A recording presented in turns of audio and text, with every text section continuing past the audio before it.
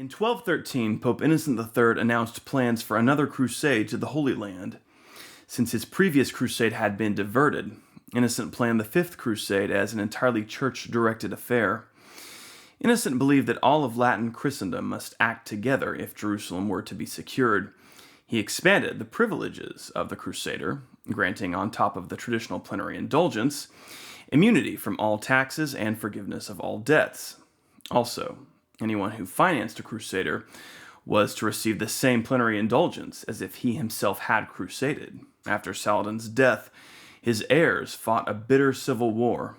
Saladin's brother Al-Adil eventually succeeded in disenfranchising Saladin's sons and seizing power over the Ayyubid lands, placing his own son Al-Kamil in charge of Egypt. However, Al-Adil faced constant rebellions and plotted coups. Response to the Pope's appeal was lukewarm in France, where many knights had just fought in the Albigensian Crusade and already earned a plenary indulgence. Crusade enthusiasm was strong among the Knights of Hungary. Their King Andrew II took the cross. Austria, too, became a hotbed of cross-taking when Duke Leopold VI announced plans to crusade. Fervor for the Holy Land spread in Italy and Germany. Frederick II, heir to the Holy Roman Empire and Crown of Sicily, took the cross. In July 1216, Innocent died, but his successor, Honorius III, was just as committed to the crusade. Not everything went according to the Pope's plan. The young Frederick, embroiled in political problems, delayed his departure. Andrew II and Leopold VI were first to travel east. On October 9, 1217, the Hungarians and Austrians arrived via Venetian ships at Cyprus, where they were joined by the forces of John, King of Acre, and Bohemond IV of Antioch. The Crusader coalition sailed to Acre, where they decided to raid Al-Adil's lands. On November 10th, the Crusaders sparred with Al-Adil's army near Bethsaida on the Jordan. Andrew and Leopold next restored two key fortresses on the coastal road, the Templar castle of Athlit and Caesarea. By early 1218, Andrew considered his vow fulfilled and returned home. The exit of the Hungarians was offset by the arrival in the spring of Oliver of Paderborn and his German and Frisian contingents, along with William I, Count of Holland. With their numbers enlarged, the Crusaders decided to begin the assault on Egypt. In May 1218, Crusader fleets massed before Damietta, their first target on the Nile, which would open the way to Cairo. The Crusaders targeted the Chain Tower, a massive fortification situated on an island in the middle of the Nile across from Damietta. A massive chain stretched from the tower to the city, blocking access to Damietta's port. Anyone who held that tower would control what entered and exited Damietta. The scientifically minded Oliver of Paderborn designed a brilliant new siege engine to capture the chain tower. Oliver placed 4 stout masts atop 2 cogs bound together. On top of the masts was a wooden fortress with a rotating scaling ladder, operated by a complex pulley system. On August 24th, a company of Crusaders entered Oliver's ingenious vehicle and approached the chain tower. The fighting was fierce, but Oliver's machine worked. The Crusaders captured the tower and threw down Al-Adil's standards. Damietta was now cut off from the outside world. Meanwhile, Al-Adil died.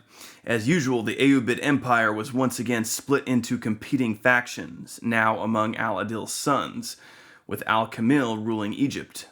In the Latin camp, the papal legate, Portuguese Cardinal Pelagius of Albano, arrived to assume leadership of the crusade, in accordance with Pope Innocent's original plan. Al-Kamil decided to offer the Crusaders a deal: Jerusalem, in exchange for their departure from Egypt. King John favored accepting this offer, but Pelagius refused, unless it also included Kerak and the kingdom of Jerusalem's other former castles east of the Jordan.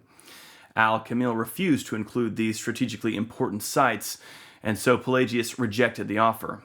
This angered many of the Crusades' knights, who considered Jerusalem their most important goal. William of Holland withdrew with his knights at once. Pelagius insisted that only the conquest of Egypt would secure Jerusalem. The Siege of Damietta wore on through 1219.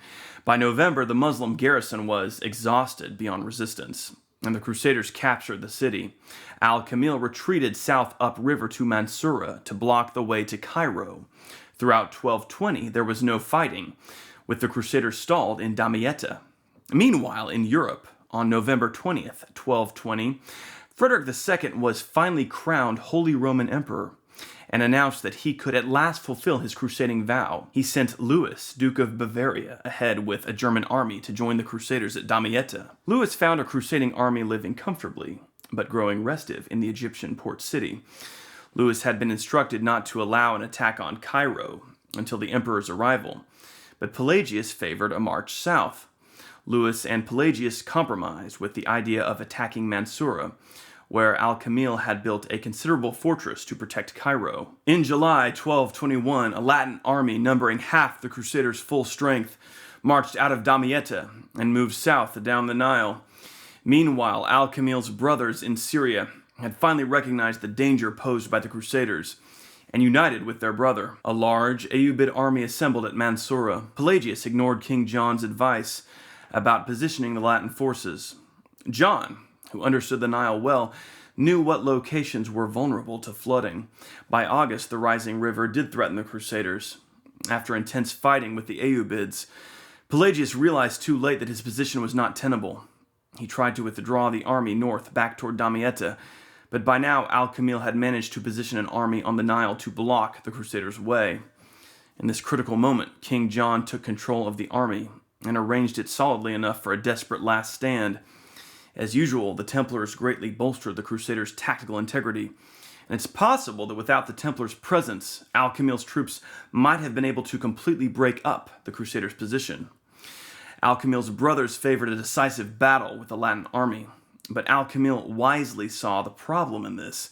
Even if he did annihilate the Crusaders at Mansurah, half the Latin army remained safely inside of Damietta, which could continue to act as a rallying point for more European Crusaders.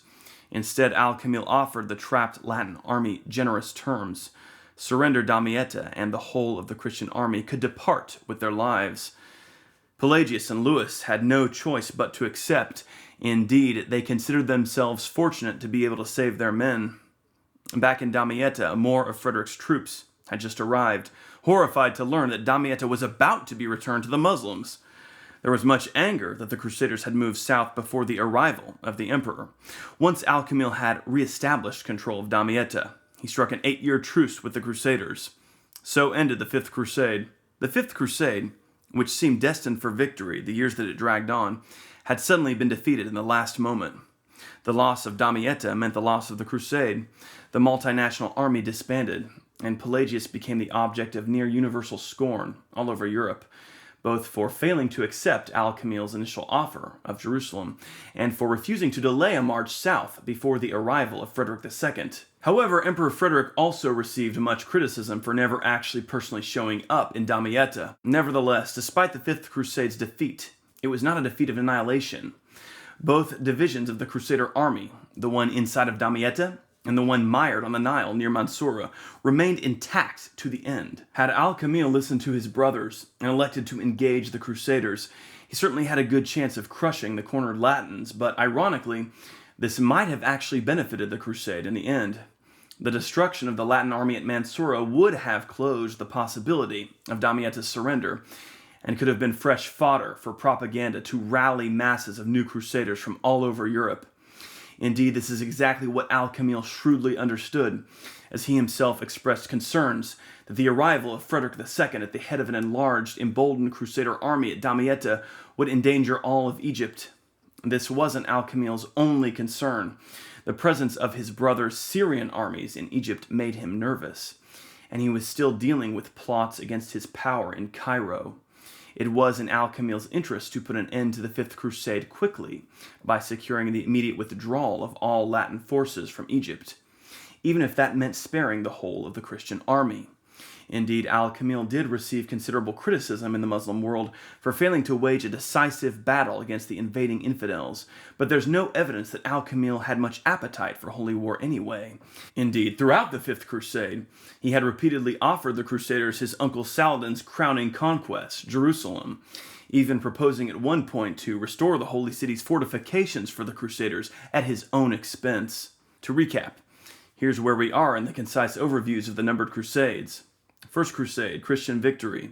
Second Crusade, Muslim victory. Third Crusade, Christian victory. Fourth Crusade, diversion to Constantinople. Fifth Crusade, Muslim victory. Stay tuned next time for the Sixth Crusade.